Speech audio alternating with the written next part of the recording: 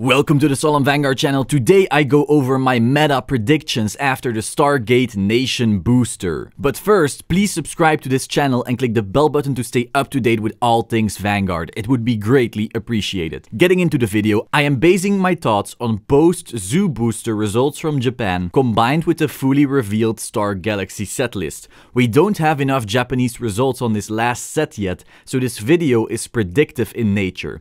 Now, as good as Ghidorah may be, we actually saw its amount of tops drop drastically over the past weeks. It's very similar to Domination in how it spiked hard as fuck because it's new, but then over a few weeks, players learned how to cope with the mechanics and maybe got a little sick of playing it and it stopped topping as hard. It still gets solid results, but I wouldn't call it the dominant deck. Also consider Tavas can cope with the matchup pretty well due to back row attacks and Alexandros. Overlords can also cope pretty well due to how Vanguard-centric the deck is. We also have a new guest, my dog, but he has to be quiet right now. The decks topping the most post-Zoo booster are Overlords, Harry, Tavas and the leaders, whilst Messiah, Big Belly, Fenrir Wiseman, Ghidorah, Nitros and Chaos seem to take quite some tops as well. Overlord is pretty much the most consistent top deck. Harry can cope with Chaos and Messiah really well due to not giving lock targets, and the new Harry Stride even unlocks. Tavas has a good matchup against Ghidorah, Chaos, Messiah and Overlords. The Leaders has a disgustingly strong Rush,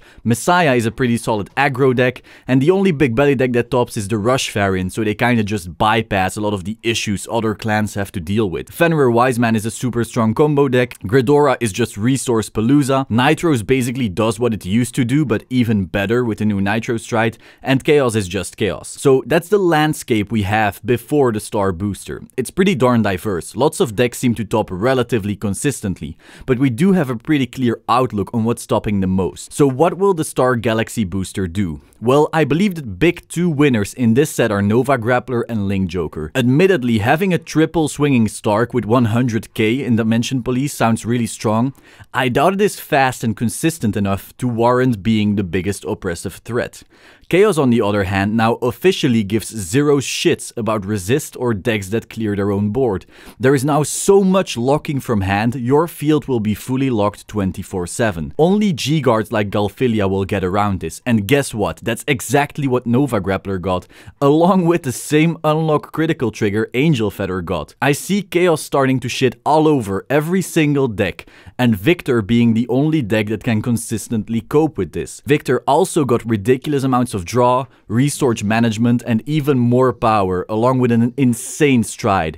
And yes, even a bunch of resists. Bushiroad basically looked at Tavas and said, hey, what if we gave all of this to Victor and then give them even more? Now, the leaders also got some fun toys, so expect them to stick around with their Rush, and Integral Messiah is looking very scary as well. Keep in mind that Messiah can also cope with Chaos' insane amount of hand locking. So where do I see the meta going?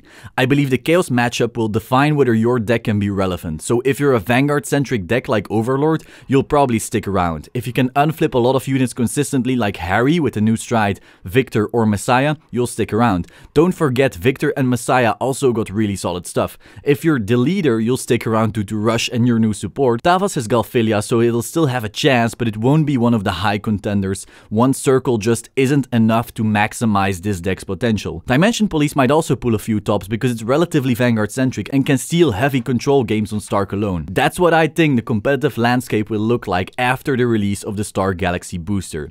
If you found this video interesting, please subscribe to the Solemn Vanguard channel and click the bell button to stay up to date. Like this video if you liked the video and let me know in the comments down below what you think of this new meta. Ciao!